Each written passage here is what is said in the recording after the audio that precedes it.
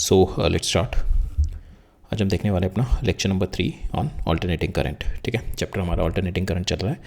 सो alternating current में हमने last lecture में we were studying about the series RLC circuits. ठीक है, तो उसी को आज हम आगे प्रोसीड करेंगे with the concept of resonance. ठीक है, सो रेजोनेंस समझने से पहले will try to take a general overview. Resonance होता क्या है, then we will come down to the RLC circuit में जो रेजोनेंस होता है। ठीक है, फिर हम सबसे पहले एक ब्रॉड ओवरव्यू लेंगे, फिर उसके बाद आएंगे and then we will see the concept of Q factor. ठीक है, और क्यू फैक्टर किस तरीके से हमारा रेडियो ट्यूनिंग में हेल्प करता है। So these all things we are going to look in to the chapter today. ठीक है, so in order to understand the resonance, तो I just give you one example. तो एक एग्जाम्पल देखते हैं, फिर उससे और बेटर समझेंगे। So resonance I be explaining it to you with multiple examples, थोड़ा एक जर्नलिस्टिक ओवरव्यू लेने के लिए। फिर हम आरएलसी सर्किट में देखेंगे किस तरीके से रेजोनेंस हो रहा है और किस तरीके से हमारा it is applicable here in radio tuning, right. So example देखते हैं। पहला एग्जांपल है, suppose there are two students हैं हमारे। एक है उसका जो माइंडसेट है that is having the sports से रिलेटेड माइंडसेट है, उसका बेंड ऑफ माइंड है इट्स टुवर्ड द स्पोर्ट्स। ठीक है, अनदर है चाइल्ड है, उसका जो माइंडसेट है it's having the analytical mindset, he loves problem solving, उसको मैथ्स की प्रॉब्लम सॉल्व करना अच्छा लगता है, then he is having analytical bend of mind. ठीक है, नाउ अब क्या हो रहा है, इन दोनों के पेरेंट्स पुश कर रहे हैं, you have to study for the JEE, you have to write the JEE exam. ठीक है, तो now you can easily assume के कौन सा which student in both of them is going to do well. ठीक है, which of them is going to do well, because obviously this person is already having the analytical mind and he wants to do this. तो इसका मतलब है जो इसका internal frequency है that is based matching with the frequency of of his parents. ठीक है, जो ये चाहता है वही इसको आउटसाइड जो इसको ड्राइविंग बाहर से जो ड्राइविंग फैक्टर मिल रहा है वो भी वही कराना चाह रहा है। That means there will not be any loss of कोई आपस में कोई भी कन्फ्रंटेशन नहीं होगी, कोई भी आर्ग्यूमेंट नहीं होगा, and this person is going to excel. ठीक है, अगर इन दोनों में हम लोग देखें, सेम अगर इस पर्सन को देखें तो इस पर्सन में ऑब्वियसली इसका bend of mind it's towards the sports, तो there will be an argument when the parents is pushing him to do the JEE. और अगर मैं देखूँ कि अगर सेम दोनों पेरेंट्स अगर सेम अमाउंट ऑफ एनर्जी लगा रहे हैं दोनों पे, इस स्टूडेंट पे एंड इस स्टूडेंट पे, obviously this student is going to excel more, because यहाँ पे आर्ग्यूमेंट ज़्यादा होगी, because internally he wants to do something और उसको एक्सटर्नली कुछ और करवाया जा रहा है। So that is one thing which you can relate it with the resonance. Resonance का मतलब है कि आपकी जो सिस्टम के अंदर की frequency is matching up with the driving frequency. ठीक है, तो यहाँ पे इसके जो स्टूडेंट्स हैं इनके सिस्टम की जो फ्रिक्वेंसी है, फॉर इंस्टेंस इसकी स्पोर्ट्स की फ्रिक्वेंसी है, it is not at all matching, तो आर्ग्यूमेंट होगी and he will not perform well. That means कि जो आउटपुट आएगा that will not be the optimised output. यहाँ पे क्या है, इसका एनालिटिकल माइंडसेट है ऑलरेडी प्रॉब्लम सॉल्विंग, अगर इसको जेई करने के लिए दिया जाएगा ऑब्वियसली ही विल डू। ठीक है, तो he will excel in if we compare C1 and C2। अब हम देखते हैं अगर C2 भी आपके जो स्टूडेंट है, इसमें भी दो तरीके के स्टूडेंट है, एक C1 एक वन स्टूडेंट है C21 और एक C22। ठीक है, ये हम अब जो देख रहे हैं we are going to understand कि क्यू फैक्टर क्या होता है। क्यू फैक्टर को समझने के लिए ये वाला एग्जाम्पल दे रहे हैं। तो नाउ ये जो है जिसका ये जो दो स्टूडेंट हमारे C21 एंड C22। ठीक है, दोनों का मेरा एनालिटिकल माइंडसेट है, इनके पेरेंट्स ने पुश किया कि you will have to write for the JEE. Now जो पेरेंट्स ने दोनों के पेरेंट्स ने सेम अमाउंट ऑफ पुश किया, इसके भी पेरेंट ने बोला कि you have to prepare and total they spend their energy, they given the motivation. But यहाँ पे जो C1 है उसका जो इंटरनल मैकेनिज्म इस तरीके का है, ही विल बी डिसिप्लिन्ड। जो भी इसको एक्सटर्नल पुश मिला पेरेंट्स की तरफ से, जो भी पेरेंट्स ने बताया, he is going to be disciplined, is going to study for long amount of time. But जो C2 है already he is having the analytical mindset, but he is not disciplined, he is kind of in the disorder और the chaotic. ठीक है, तो जो भी parents की तरफ से वैल्यूबल एडवाइस दी जा रही है, he is keeping it and he will be disciplined in his preparation and but he is not discipline. तो यहाँ पे क्या होगा, जो भी पेरेंट्स की तरफ से एडवाइस दी जा रही है, जो पेरेंट की तरफ से रिसोर्सेज दी जा रहे हैं, तो he will utilise it at maximum. तो यहाँ पे जो रिजल्ट आएगा that is the best result.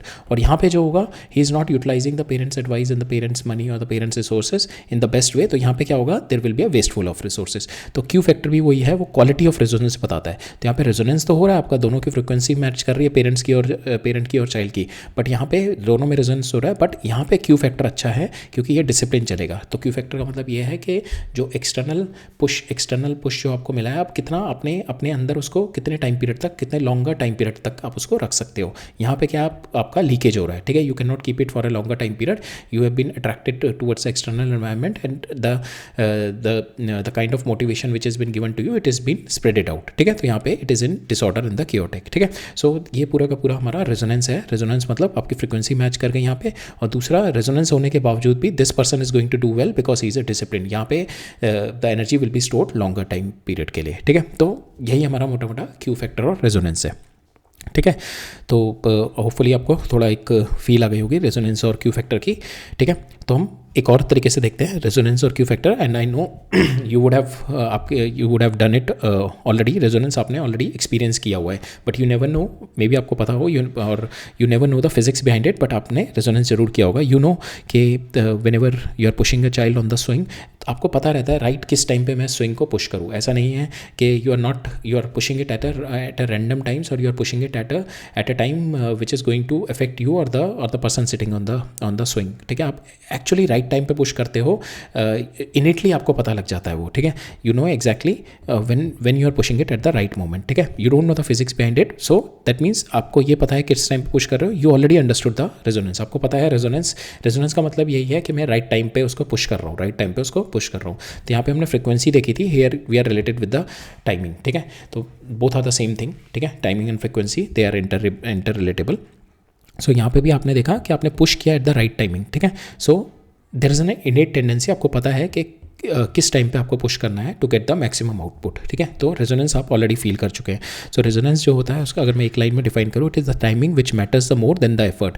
अगर आप for instance the child is when it is going towards this velocity, तब आप इसको पुश करोगे, then you will be providing then you are giving the energy and it is going to keep on accumulating. But यहाँ पे अगर देखो, अगर child इधर की तरफ आ रहा है and you are pushing it here, तो you are destroying the motion, तो यहाँ पे रेजोनेंस नहीं होगा। रेजोनेंस होगा इन दिस केस, ठीक है। In this case the resonance is going to happen. तो timing matters the most in the more than the effort, ठीक है। एफर्ट आप दोनों में बराबर लगा रहे हो, but timing it matters a more, it matters के आप कितना डिलीवर कर रहे हो आउटपुट, ठीक है। उसके लिए timing matters a lot than the effort. तो राइट टाइम पे आप स्मॉल भी पुश दोगे, that is much better than the wrong moment पे आप लार्ज पुश दो, ठीक है। सो दैट इज अ की फॉर योर रेजोनेंस, ठीक है। दैट इज अ की फॉर रेजोनेंस केस। रेजोनेंस मतलब कम स्मॉल पुश आप दे रहे हो, but at the right time पे small push is much better than the wrong large push at the wrong timing, ठीक है। So that is the crux of the resonance, right. So हम resonance को will get more into the resonance. So resonance हमने last lecture में हम LCR circuits पढ़ते थे। तो LCR सर्किट्स में भी there is a condition of resonance, ठीक है। रेजोनेंस के लिए हमारे को 3 कंडीशन चाहिए होती है रेजोनेंस के लिए, ठीक है। यानी 3 कंडीशन होती है, ठीक है। तो पहली कंडीशन तो हो गई, मतलब मोटी मोटी हम देखें 2 कंडीशन होती है। रेजोनेंस का मतलब क्या है कि नेचुरल जो सिस्टम की अपनी फ्रीक्वेंसी और जो सिस्टम की जो ड्राइविंग फ्रीक्वेंसी है, ठीक है, सिस्टम की अपनी फ्रीक्वेंसी और जो एक्सटर्नल ड्राइविंग फ्रीक्वेंसी है, वो दोनों मैच कर जाए तो मेरा रेजोनेंस हो जाएगा, ठीक है। तो RLC सर्किट में भी हमने देखा था, RLC सर्किट में भी we have also observe there is a frequency, ठीक है। RLC सर्किट में बिकॉज हमारा L और C है, they have been sloshing the energy, ठीक है, to and fro energy slosh होता रहता है इनमें। तो there we have seen they are fighting for they are continuously fighting and there is a sloshing between the energy, ठीक है। तो they are also they also have the frequency, ठीक है। हमने देखा था फ्रीक्वेंसी भी देखी थी, we have seen the frequency comes out to be 1/√LC, that frequency we have seen it in the LC oscillation वाले लेक्चर में, ठीक है। सो यहाँ पे there is a natural frequency. जब LCR सर्किट आ गया उसकी नेचुरल फ्रिक्वेंसी, और फ्रिक्वेंसी जो होती है नेचुरल, और not just the LCR circuit, any system, ठीक है, any system which are having these are the 3 condition for the resonance. One is के नेचुरल फ्रिक्वेंसी होनी चाहिए एंड द ड्राइविंग फ्रिक्वेंसी होनी चाहिए, ठीक है। और जो नेचुरल फ्रिक्वेंसी में भी 2 चीज़ें होना चाहिए, एक होता है इनर्शिया, ठीक है, और दूसरा होता है ये होता है मेरा नेचुरल फ्रिक्वेंसी। हर सिस्टम में अगर इनर्शिया है और सिस्टम में रिस्टोरिंग फोर्स है, ठीक है, अगर ये 3 फैक्टर हैं, इनर्शिया, रिस्टोरिंग फोर्स और द ड्राइविंग फ्रिक्वेंसी, अगर ये 3 चीज़ें हैं तो then there can be a condition of resonance. जब ये मेरी natural frequency will be matching up with my driving frequency, then there will be a condition of resonance. तो हमने देखा था मेरा LCR सर्किट में भी देयर इज एन इनर्शिया जो कि मेरा L होता है, जो कि मेरा इंडक्टर होता है, and the resistive force will be provided by my capacitor, ठीक है। कैपेसिटर मेरा इलास्टिक होता है, तो elastic is the nothing but the restoring force. तो in this also there is a natural frequency. और कोई और भी हम सिस्टम ले लें जिसके अंदर जैसे कोई एनी एनी सिस्टम, जैसे ये वाला सिस्टम स्विंगिंग वाला रहे हैं, तो हेयर ऑल्सो जो रिस्टोरिंग फोर्स है that is been provided by the gravity, ठीक है। और इनर्शिया क्या है, ये मास, ठीक है। ये मास जैसे ये यहाँ पे जब इक्विलिब्रियम पोजीशन पे पहुंचेगा तो inertia of the mass is trying to push it here, तो here also there is an inertia, there is a restoring tendency, so there is a natural frequency. Natural frequency अगर मेरी driving frequency से match कर जाएगी तो that is a condition of resonance, ठीक है। So resonance को अगर हम डिफाइन करें तो condition when the system accept the energy in the most efficient way from the external source, ठीक है। जब मेरा सिस्टम मोस्ट एफिशिएंट वे में, जब मेरी सिस्टम जो मेरी ड्राइविंग फ्रिक्वेंसी है वो सिस्टम को एडजस्ट करने में वेस्ट नहीं हो रही है, ठीक है, मैक्सिमम।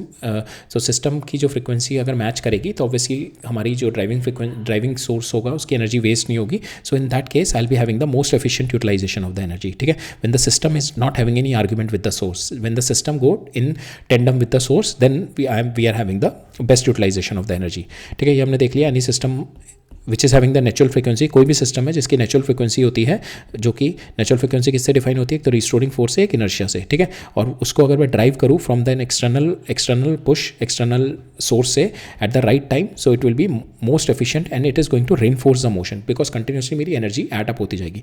ये रेनफोर्सिंग मोशन आप इस तरीके से देखो, सपोज एक बकेट ऑफ वाटर है, यहाँ पे होल है, अब मैं होल को 1 सेकंड के लिए ओपन कर रहा हूँ और 1 सेकंड के लिए क्लोज कर रहा हूँ, ठीक है। 1 सेकंड के लिए ओपन कर रहा हूँ, 1 सेकंड के लिए क्लोज कर रहा हूँ, और यहाँ पे मेरा वाटर पाइप है, ठीक है, इसमें से वाटर आ रहा है।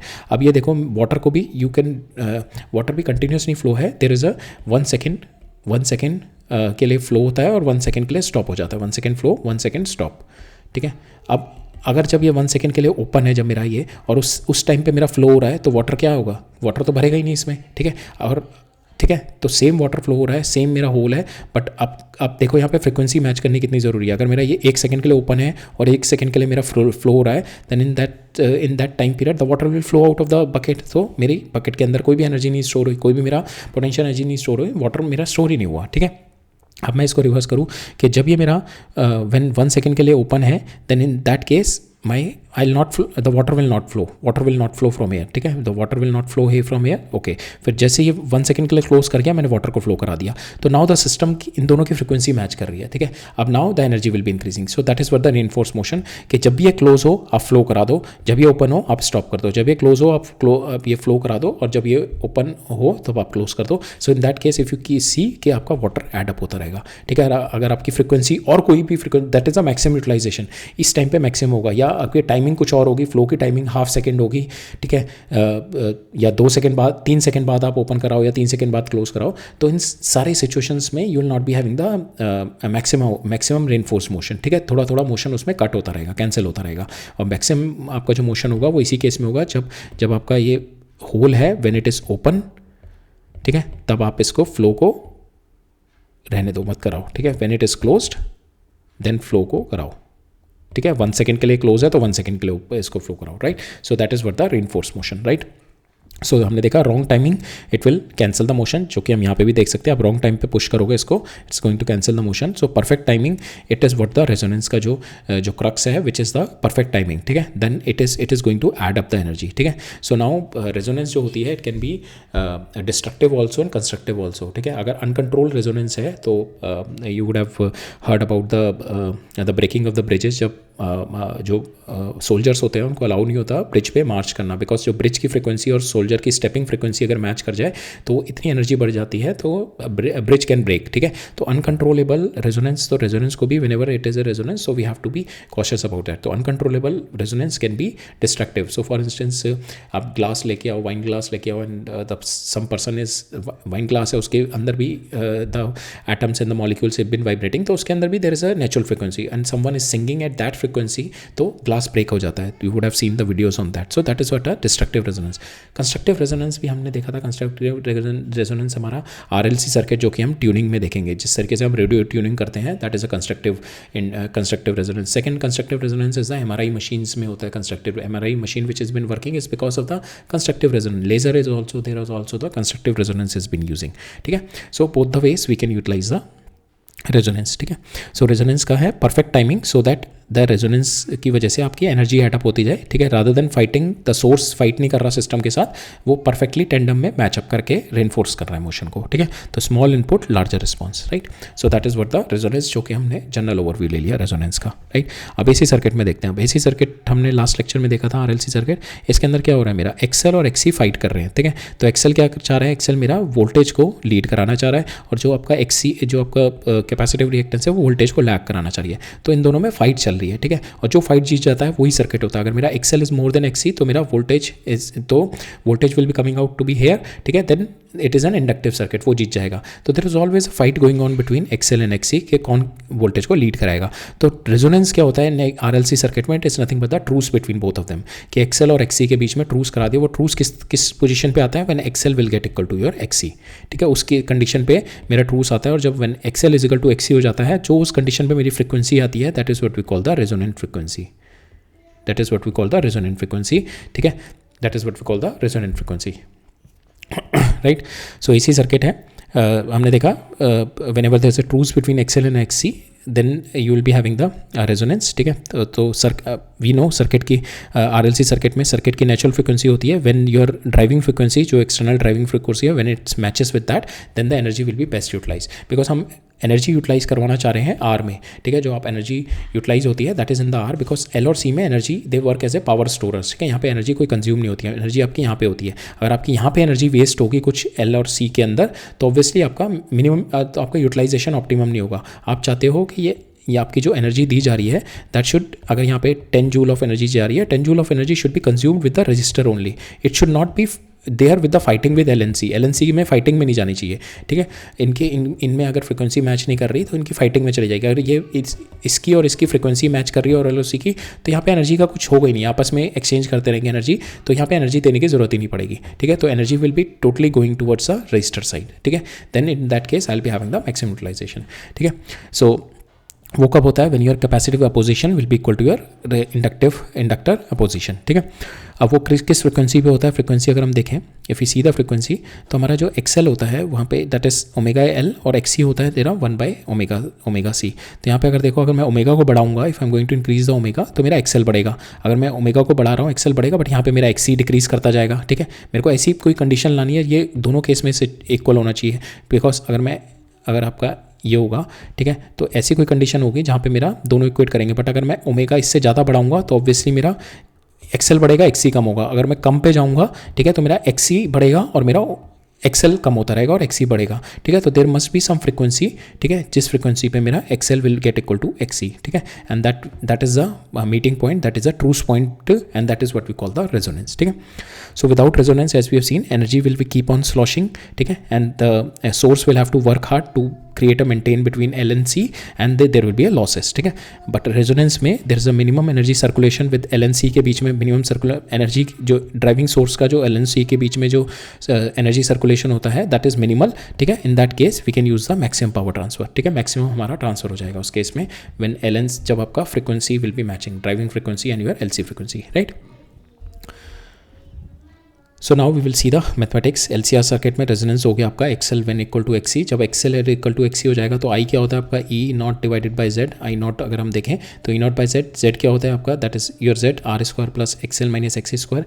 Now XL is equal to XC is in resonance, तो आपका जो करंट आएगा that will comes out to be maximum, because इन दोनों की अगर कुछ वैल्यू आएगी उसका स्क्वायर करेंगे तो ये एड अप होके तो आपका डिनोमिनेटर विल बी लार्जर, तो आपका जो आई नॉट होएगा that will be lesser. So now I am minimizing it, इसको मिनिमाइज करने के लिए इसको डिनोमिनेटर यहाँ पे मिनिमाइज हो गया, because this factor has been reduce to zero. आपका बस यहाँ पे आर रह गया, तो ई नॉट बाय आर जो होगा that is your current in the resonating circuit. तो रेजोनेटिंग सर्किट में करंट कितना होगा, maximum current is nothing but E not by R, ठीक है। That is a circuit in your resonating, that is the current in your resonating circuit, and this current is the maximum current, ठीक है। Maximum current आपका flow करेगा, because यहाँ पे जो इन दोनों की वजह से जो करंट को रिएक्टेंस मिल रहा था, अपोजिशन मिल रहा था, that will not be there, only register की वजह से होगा, राइट। सो रेजोनेटिंग सर्किट में एक और इंटरेस्टिंग चीज़ होती है कि जो काउंटर इंट्यूटिव होता है कि सपोज़ मेरे 3 रजिस्टर लगे हुए हैं अगर हमारे जो हमने डीसी सर्किट में देखे थे, और यहाँ पे मेरी बैटरी लगी हुई है, तो सपोज़ ये मेरा 100 वोल्ट है, ठीक है, तो 100 वोल्ट है मेरा, रजिस्टर के अकॉर्डिंग तीनों में डिस्ट्रीब्यूट हो जाएगा ये 100 वोल्ट, ठीक है। सपोज़ यहाँ पे 20 आ गया, यहाँ पे 40 आ गया और यहाँ पे भी 40 आ गया, तो रजिस्टर के अकॉर्डिंग ये मेरा सपोज़ यहाँ पे 30 आ गया और यहाँ पे 50 आ गया, ठीक है। तो ये रजिस्टर के अकॉर्डिंग मेरा तीनों मेरा जो वोल्टेज है तीनों में मेरा डिस्ट्रीब्यूट हो जाएगा, और ये टोटल जो होगा that comes out to be equal to 100 only. ये तीनों का टोटल आएगा मेरा 100 के इक्वल आएगा। बट आरएलसी सर्किट में ऐसा नहीं होता। आरएलसी सर्किट में आपका क्या होगा, आरएलसी सर्किट में देयर इज़ अ पॉसिबिलिटी कि आपकी जो वोल्टेज ड्रॉप अक्रॉस इंडक्टर और the voltage drop across capacitor can be greater than your source voltage, ठीक है, can be greater than your source voltage. तो voltage L plus voltage C plus voltage R is equal to your total V। But यहाँ पे जो होता है it is a vector addition, because आपका यहाँ पे VL and VC they are not in the phase with current, ठीक है, they are out of phase. तो यहाँ पे ये दोनों जो होंगे, बिकॉज हमने देखा था ना, this is your I and this is your VR, ठीक है, ये और I और VR का होता है, जो हमारा VL जो होता है this will be VL and this will be your VC।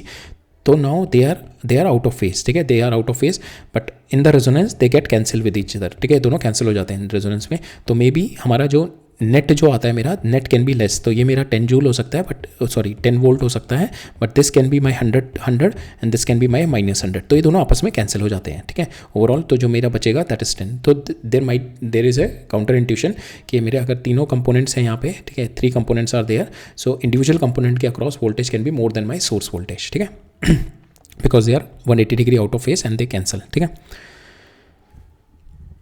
So we have already seen at our resonant frequency we are having the maximum current flow which is my E naught by R, ठीक है। हमने frequency देख ली, हमारी कितनी frequency आ रही है, resonating frequency omega naught 1/√LC and the frequency will B 1/2 pi, this is my angular frequency and this is my frequency 1/2 पाई√LC, ठीक है।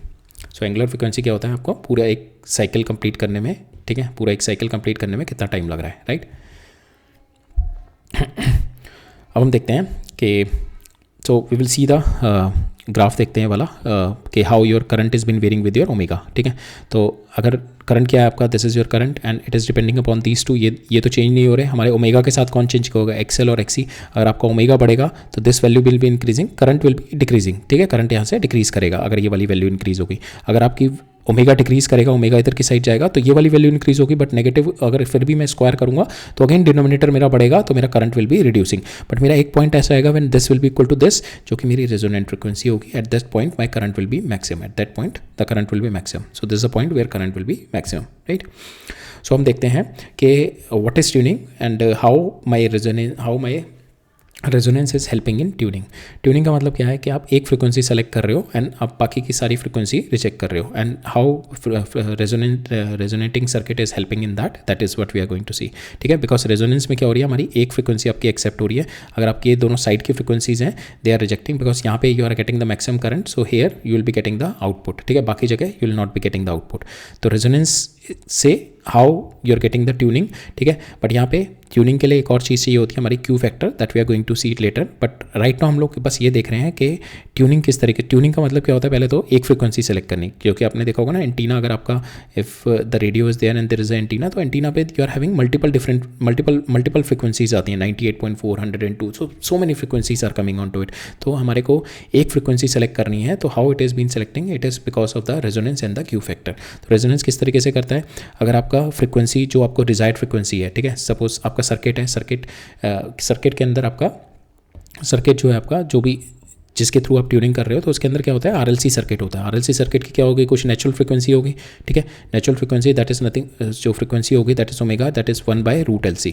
तो आप जो सी को चेंज करोगे, आप एक फ्रीक्वेंसी, सपोज आप यू नीड सम फ्रीक्वेंसी, ठीक है, आपको एक फ्रीक्वेंसी चाहिए 100 मेगाहर्ट्ज़ चाहिए, ठीक है, आपको ये फ्रीक्वेंसी चाहिए, तो आपने सी को चेंज करके ये वाली कर दी, ठीक है। नाउ डिफरेंट मल्टीपल फ्रीक्वेंसीज आ रही होंगी आपके एंटीना पे, तो जैसे ही आपकी 100 मेगाहर्ट्ज़ आपकी 100 मेगाहर्ट्ज़ से कम हिट करेगी, तो आपका करंट विल बी लेस, ठीक है, तो वीक रिस्पॉन्स आएगा, उसको रिजेक्ट कर देगा। आपके 100 सपोज यहाँ पे 92 आ रही है, तो इसको रिजेक्ट कर देगा। सपोज आपकी 104 आ रही है, here also the current will be less, तो इसको भी वीक रिस्पॉन्स आएगा सिस्टम में, it is going to get reject. तो जैसे जैसे पास आता रहेगा, मेरा रिस्पॉन्स स्ट्रॉन्ग होता रहेगा, और जैसे मेरा ये 100 पे हिट करेगा, as soon as my hit my 100 megahertz, तो I will be getting the maximum response and that is how it is been a selection is going on. इस तरीके से मेरा ट्यूनिंग में सिलेक्शन होता है, right.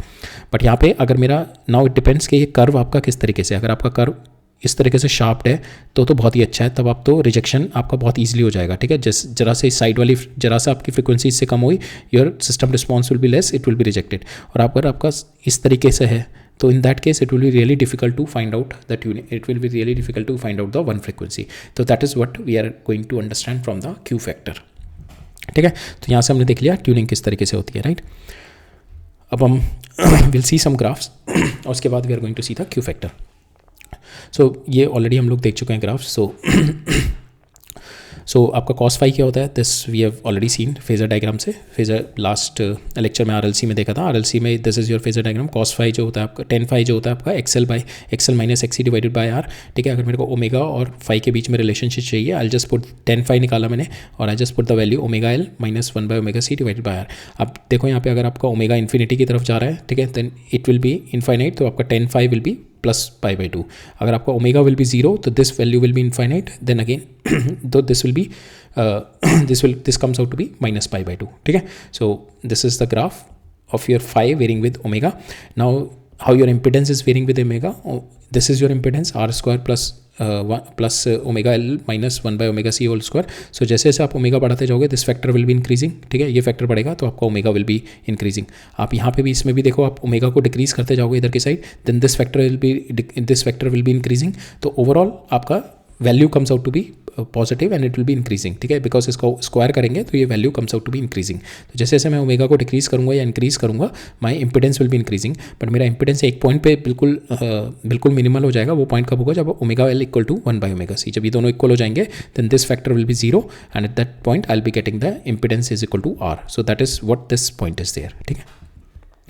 cos phi is no is R power factor. और resonance में power factor कितना हो जाता है आपका 1, ठीक है. बिकॉज योर z जो होता है ये इक्वल, ये दोनों कैंसिल हो जाते हैं. z is equal to your r, z की वैल्यू r रखी तो this comes out to be equal to 1 and in that case your maximum power is been dissipated. आपकी कोई रिएक्टिव पावर नहीं होती. All your power will be all your power you are getting it, maximum power will be transferred here, ठीक है. सो हमने देखा था हमारा जो साइन थीटा वाला कंपोनेंट होता है Q वाला reactive power, that will be 0 here, right, जब मेरा cos फाई 1 हो जाए, ठीक है. अब हम देखते हैं Q फैक्टर क्या है, ठीक है. Q फैक्टर हम लोगों ने यहाँ पे देखा था कि how much discipline is the child, कि अगर उसको कुछ रिसोर्सेज दिए गए हैं तो वो रिसोर्सेज को डिसिप्लिनली कितना यूज़ करता है, कितना अपने अंदर रहने देता है बहुत टाइम पीरियड के लिए, ठीक है. और यहाँ पे क्या दिया, आपको रिसोर्सेज मिले और उसने वो रिसोर्सेज को वेस्ट कर दिया, ही will not be discipline for a longer period of time. तो Q फैक्टर भी वही है. यहाँ पे Q फैक्टर को भी हम इस तरीके से देखते हैं. Q फैक्टर हमारा इस तरीके से होता है कि आप अपने जो भी एनर्जी दी है LNC सर्किट को, जो भी LNC जो हमारा LCR सर्किट है उसमें जो भी हमने सोर्स से एनर्जी दी है, वो एनर्जी कितनी देर अपने जो LC कितनी देर वो एनर्जी सर्किट अपने अंदर में स्टोर कर सकता है. कि स्टोर कर सकता मीन्स कि कितनी एनर्जी R के थ्रू तो डिसिपेट होगी. अगर R बढ़ता जाएगा तो एनर्जी डिसिपेट होती रहेगी, ठीक है. तो अगर मेरा R नहीं है तो जितनी आप एनर्जी दोगे वो एनर्जी L और C के बीच में स्लॉश होती रहेगी and the energy will be there for the infinite amount of time, ठीक है. वो कोई वेस्ट नहीं होगा. तो इसका मतलब यही बता रहा है, ये मेरा Q फैक्टर मेरा बताता है कि एनर्जी आपकी टोटल कितनी एनर्जी दी और आपकी कितनी एनर्जी वेस्ट हो रही है हर साइकिल के बाद, ठीक है. कितनी देर तक वो एनर्जी को अपने सस्टेन कर सकता है. डिसिप्लिन जो मैंने बताया था ना, डिसिप्लिन चाइल्ड, सो कितनी देर तक आपने एनर्जी दी, वो कितनी देर तक सस्टेन कर सकता है अपनी energy. That is what my Q factor of the resonance. और ये मेरा बताता है sharpness and the efficiency of resonance, कि कितना मेरा शार्प रेजोनेंस है, ठीक है. जितना आपकी ये रेजोनेंस शार्प होगा उतना मतलब कि the energy will be stored for the longer period of time, ठीक है. सो Q फैक्टर आपका जो बताता है, Q फैक्टर का जो रियल फीलिंग है वो ये है कि आपने एनर्जी दी, कितनी देर तक आपकी एनर्जी उसके अंदर ऑसिलेट होती रही, it is not going to get wasted, ठीक है. इसको समझने के लिए हम लोग ऐसे करते हैं, आपके पास बेल है जो कि मेटल प्लेट की बनी हुई है और दूसरा मेरा पिलो है. आपने बेल को हिट किया तो वहाँ पे बेल में रिंग होता रहेगा बहुत देर तक, तो energy will be stored there, energy will be oscillating और वो बहुत देर तक एनर्जी रहेगी, बहुत देर तक रिंगिंग चलेगी. आपने पिलो को हिट किया, there will not be any ring, तो सारी की सारी एनर्जी मेरी डिसिपेट हो गई. तो Q फैक्टर मैं देखूंगा बेल का विल बी मोर, रिंग का मैं यहाँ पे मेरा Q factor will be more, so इसका पिलो का Q factor will be less. तो यहाँ पे हम देखेंगे how quickly the energy leaked away, ठीक है. जितनी ज़्यादा एनर्जी लीक अवे हो रही है उतना कम आपका Q फैक्टर है, ठीक है। तो high Q means energy trapped longer, low Q means energy escape quickly, और इसको we call it a sharpness of and the efficiency of the resonance, ठीक है। So once the energy start oscillating, how stubbornly system उसको hold करके रखे energy को, ठीक है। वही डिसिप्लिन वाली बात हो गई ना, कितना आप स्टोर करके रख रहे हो उसको and you are not letting it go, ठीक है। सो इट शोज के how much sharp is your resonance, ठीक है। आपका रेजोनेंस कितना शार्प है। शार्पनेस मतलब कि एक पर्टिकुलर पॉइंट, एक पर्टिकुलर फ्रिक्वेंसी पे you are getting the resonance, और उसके बाद आसपास की फ्रिक्वेंसी को बहुत इजीली रिजेक्ट कर रहा है ये, ठीक है। आसपास की फ्रिक्वेंसी को बहुत इजीली रिजेक्ट कर रहा है। ऐसा नहीं है आपका इस तरीके से है कि ये वाली फ्रिक्वेंसी पे तो रेजोनेंस हो रहा है बट आसपास भी इसको रिजेक्ट नहीं कर पा रहा है इतना स्ट्रांगली, ठीक है। तो शार्प का मतलब है कितना आपकी फ्रिक्वेंसी और रेजोनेंट फ्रिक्वेंसी के आसपास की फ्रिक्वेंसी को रिजेक्ट कर रहा है, ठीक है। So that is what the sharpness of the resonance, ठीक है। तो ये हमारा ट्यूनिंग में हेल्प करता है। विल सी हाउ, एंड ये हमने देख लिया how much energy efficient is the resonance, right. Now how it is helping us in tuning. ऐसे हमने देखा था ट्यूनिंग में आपको क्या करनी पड़ती है, एक फ्रिक्वेंसी सेलेक्ट करनी पड़ती है, बाकी सारी रिजेक्ट करनी पड़ती है। तो हमने देखा जितना ये पॉइंटेड होगा, ठीक है, तो उतना अगर हम ओमेगा से इधर जाएंगे तो आपका सिस्टम रिजेक्ट कर देगा, बहुत ज़्यादा आपका वेरिएशन आ जाएगा ना यहाँ पे करंट में, तो यहाँ पे वीक रिस्पॉन्स, उतना ही वीक रिस्पॉन्स हो जाएगा, यहाँ पे भी उतना ही वीक रिस्पॉन्स हो जाएगा, आपका सिस्टम रिजेक्ट कर देगा। बट अगर मेरा इस तरीके से कर्व है, इस तरीके से है, तो यहाँ पे मेरी रेजोनेटिंग फ्रिक्वेंसी अगर मैं इधर गया इससे, तो there will be a very minuscule change between current, जो रिस्पॉन्स के बीच में बहुत कम चेंज आएगा। तो सिस्टम थोड़ा तो मेरा जो कन्फ्यूज़ हो जाएगा ट्यूनिंग है कि मैं इसको सेलेक्ट करूँ या नहीं करूँ, बिकॉज यहाँ पे रिस्पॉन्स जो है बहुत ड्रास्टिकली कम डाउन नहीं हो रहा है, ठीक है, बहुत धीरे धीरे कम डाउन हो रहा है। So that is what we call a low Q, और जितना मेरा शार्प होगा मेरा, that is what we call the high Q, high Q factor, ठीक है। सो हमने ऑलरेडी प्रीवियस स्लाइड में हमने देख लिया था, radio receiver 100 of the frequency is coming but it is going to select one, and how it is selecting through by controlling the Q, ठीक है, क्यू फैक्टर को कंट्रोल करके, कि जितना स्ट्रॉन्ग मेरा क्यू फैक्टर होगा उतना मैं ईजिली अपना ट्यूनिंग कर सकता हूँ फ्रीक्वेंसीज को, ठीक है। सो अगेन दो सर्किट हैं, अगर एक सर्किट का मेरा क्यू फैक्टर ये है और दूसरे सर्किट का मेरा क्यू ये है, तो ऑब्वियसली ये वाला जो है it is like it can select one frequency, but ये वाला जो है it may not be able to select one frequency, it is going to give me mixture of frequencies, ठीक है। तो I will not get the proper sound in this, right. So Q is how narrow is your and how broad is your resonant peak, ठीक है। जितना narrow होगा आपका sharp frequency sharp होगा, Q sharp होगा आपका, और जितना आपका रेजोनेंट पीक ब्रॉड होगा उतना आपका पुअर ट्यूनिंग होगा। अब हम क्यू फैक्टर को will see it analytically, mathematics सीखते हैं। तो क्यू फैक्टर को हम तीन तरीके से डिफाइन करते हैं। वन वे इज़ के voltage drop across L and C during the resonance divided by the applied voltage. तो एल एन सी के क्रॉस वोल्टेज ड्रॉप कितनी हो गई, IRMS इंटू एक्सेल को मैंने लिख दिया ओमेगा एल, और अप्लाइड वोल्टेज कितनी हो गई आपकी रेजोनेंट में, applied voltage is nothing but IV into R, because Z आपका जो होता है वो आर के बराबर हो जाता है। So that is what the applied voltage. यहाँ से IV से IV कैंसिल, तो ये आ गई आपकी Q factor omega naught L divided by R. Omega naught की वैल्यू डाल दो 1/√LC, तो आपके पास फाइनली आ गया क्यू फैक्टर 1/R√L/C। तो यहाँ पे अगर हम आर देखें, आर इज इन्वर्सिव प्रोपोर्शन, जैसे जैसे मेरा आर बढ़ता जाएगा सर्किट में, मैं सर्किट जो होगा वो ब्रॉड होता जाएगा। अगर आपकी आर की वैल्यू आर बहुत कम है तो आपका पॉइंटेड रहेगा, ठीक है, तो एनर्जी बहुत देर तक स्टोर होगी, कोई लीकिंग नहीं होगी एनर्जी की, ठीक है।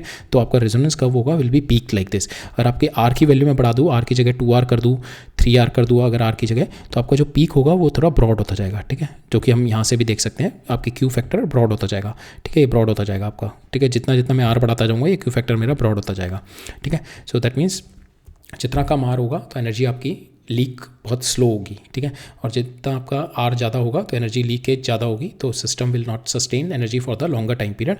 तो आपका पीक जो होगा resonant, that will be smaller peak, right.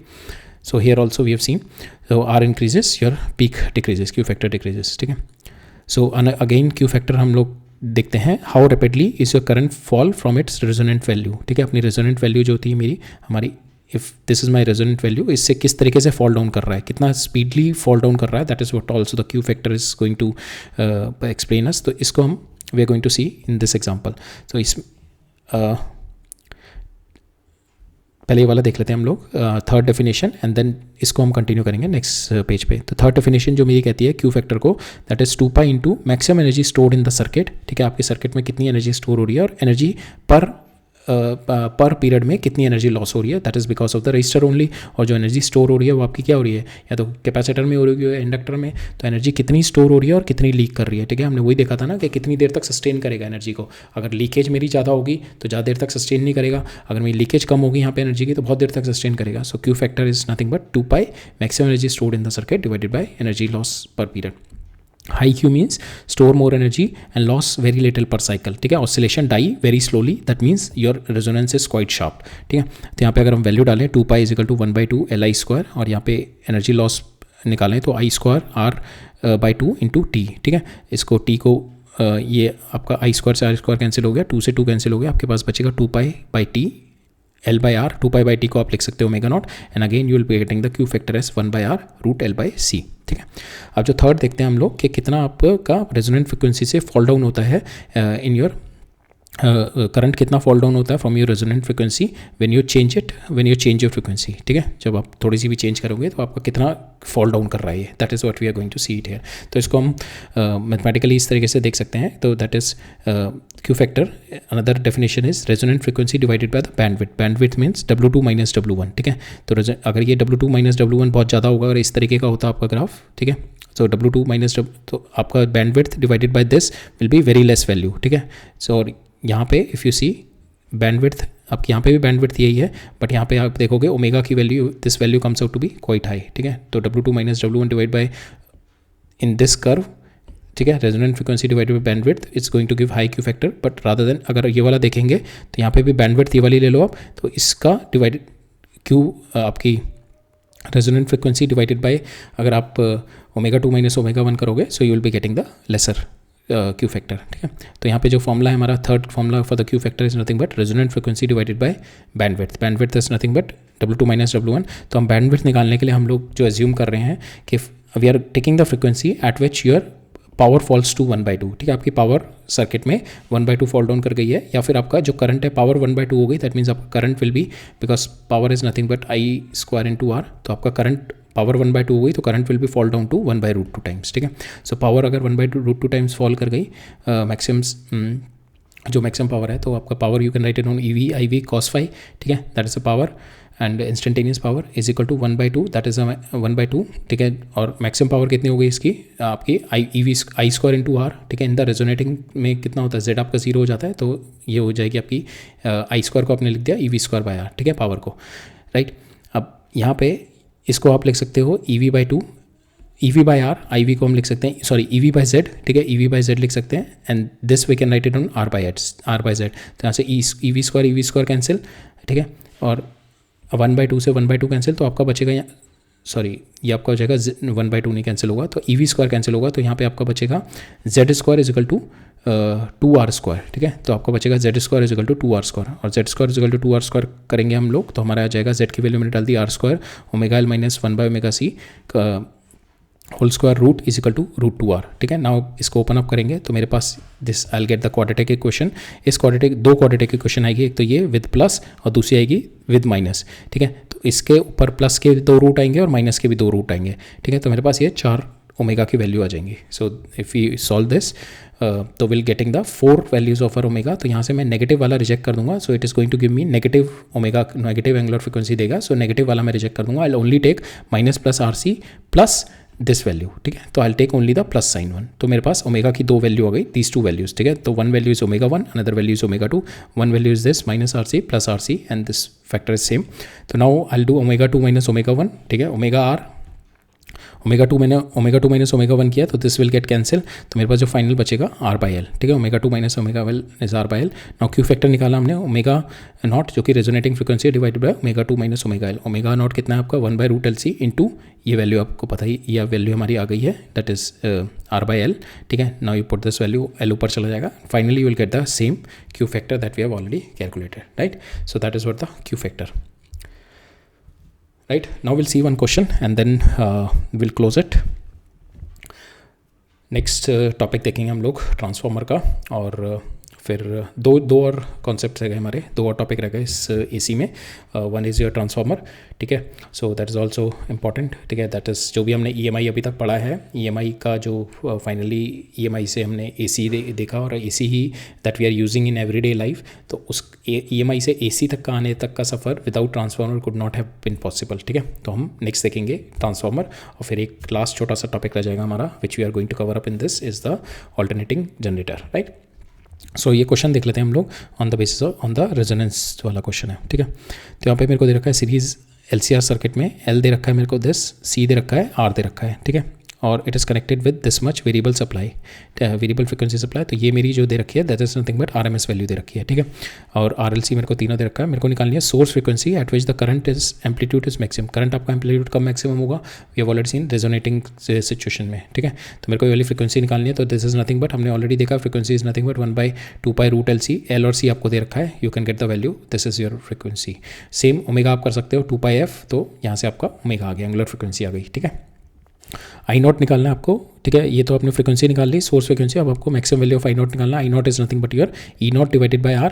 ठीक है, बिकॉज यहाँ पे जो दिस कम्स Z हमारा Z is equal to R in the resonance. ठीक है, तो Z is equal to R, तो यहाँ पे हमारा आ जाएगा I0 is equal to E0 by R. E0 जो होगा आपका 230 इंटू √2. ठीक है, divide by 23, and this is your value of your maximum current. Second आप पूछ रहे हैं मेरे सोर्स फ्रिक्वेंसी निकालनी है. जब मेरी average power absorb by the circuit is maximum, वो कब होती है, अगेन रेजोनेटिंग सिचुएशन में. तो सेम फ्रिक्वेंसी आ जाएगी, जो मेरी फ्रिक्वेंसी एंगुलर फ्रिक्वेंसी और जो फ्रिक्वेंसी यहाँ निकालनी है that will B same.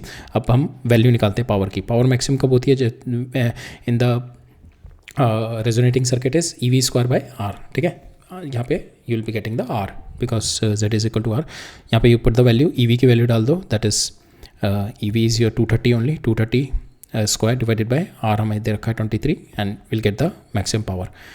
Third case में दे रखा है मेरे को for which frequency of the source the power transfer to the circuit is half the power at the resonating frequency. तो ये मेरी रेजोनेटिंग फ्रिक्वेंसी पे तो ये वाली पावर आ गई. सो नाउ ये वाली पावर मेरी हाफ हो गई, माई पावर इज गेटिंग हाफ. इस हाफ पावर पे व्हाट इज़ माई ओमेगा. ठीक है, मेरी ओमेगा की वैल्यूज़ क्या है यहाँ पे हाफ पावर पे. तो ये जो पावर आई है मेरी when my XL is equal to XC जब हो गया था. ठीक है, रेजोनेटिंग सिचुएशन में this is the power I have got and this is a peak I have got. ठीक है, जब मेरा करंट मेरा मैक्सिमम था.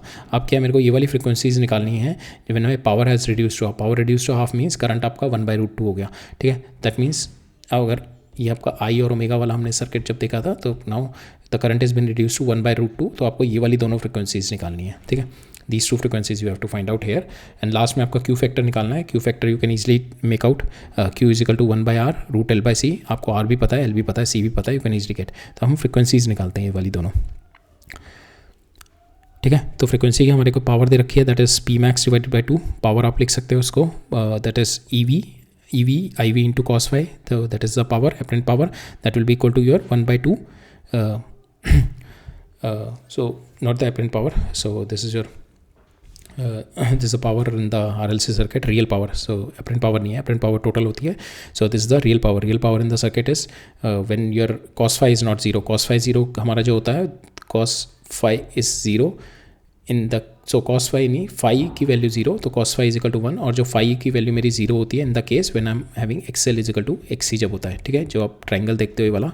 ठीक है, ये जो phi होता है and this is nothing but XL minus XC होता है ना, एंड डिवाइड बाय R. जब phi 0 हो जाएगा तो ये दोनों इक्वल हो जाएंगे. तो इन दैट केस, तो बट अभी हमारा जो है रेजोनेटिंग सिचुएशन नहीं है, तो phi विल बी देयर. तो we can write down power is equal to EV IV cos phi, and that this power is equal to 1/2. Maximum power is nothing but EV² by R. ठीक है, now इसको मैंने open up कर दिया, EV by Z, इसको मैंने लिख दिया R बाई Z. ठीक है, and now 1/2 EV² by this. EV से ये कैंसिल हो गया. अब मेरे पास यहाँ पे बचा Z² is equal to 2R².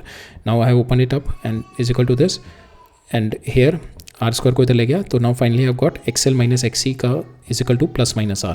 Now XL की वैल्यू आप डाल दो ओमेगा L और -1/ωc, और you will be getting the quadratic 2 quadratic equation मिल जाएगी आपको, एक प्लस के साथ एक माइनस के साथ, जैसे कि हमने यहाँ पे देखा था ना. In this situation this will be the quadratic equation will come. यहाँ से ओमेगा की आपकी 4 वैल्यूज आएंगी. ठीक है, माइनस प्लस वाली, माइनस वाली, प्लस. तो माइनस वाली हम लोग रिजेक्ट कर देंगे जो यहाँ पे माइनस आएगा, because it is going to make omega negative बता देगा. मेरा ओमेगा नेगेटिव आ जाएगा, and we don't need a negative omega. ठीक है, तो यहाँ पे हम प्लस वाली वैल्यूज़ लेंगे. तो मेरे पास जो फाइनल रिजल्ट आएगा, that I got 2 omega minus वाला और प्लस वाला, minus RC and plus RC1 we are going to get. So same here we are getting 2 omegas minus RC plus √R² C² plus 4LC, and same here I am getting this omega 2, ठीक है. Now putting the values, आपको R पता है, C पता है, you are having all the values hair. Putting this value, आपके पास omega 1 comes out to be this, omega 2 comes out to be this. तो आपकी जो रेजोनेटिंग फ्रिक्वेंसी है, this is your resonating frequency, और उसके आसपास की जो फ्रिक्वेंसी है जो जिस पे आपकी पावर हाफ हो रही है, that is this frequency is your this one 4071, ठीक है. और ये हो गई आपकी this frequency is nothing but, so this frequency is nothing but 4263.6, और ये वाली जो आपकी फ्रिक्वेंसी हो गई that is your resonating frequency, that is 4166.6, ठीक है. So that is your resonating frequency, right. So that is here in this question, right. अब हम लोग मिलेंगे नेक्स्ट लेक्चर में. So I been thinking from now onwards I will be covering up concept by concept, ठीक है. I will not be covering multiple concept in one lecture. So चाहे lecture छोटा हो चाहे बड़ा हो, I don't worry about it right now. I'll be covering topic by topic, ठीक है. So earlier my planning was to cover up the transformer and the AC in this circuit only, but I thought कि rather than going long I should start doing the concept by concept. तो आज हमने जो concept देखे, दो concept देखे, resonance का and Q factor का, ठीक है. अब AC में हमारे दो और concept रह गए, that is transformer and my AC generator, ठीक है. AC generator हम लोग we are not going to go inside into the construction and all, हम बस जरा सी एक we are going to because AC generator आप जो डिटेल में पढ़ोगे are going to study in your university level, but right now we are going to just take the brief कि AC generator होता क्या है. ट्रांसफार्मर हम लोग थोड़ा इन डेप्थ देखेंगे बिकॉज ट्रांसफार्मर लॉसेस वगैरह it is quite important. Transformer थोड़ा इन डेप्थ देखेंगे, right. So that is all for today. अब मिलते हैं नेक्स्ट लेक्चर में. So okay, all right, thank you.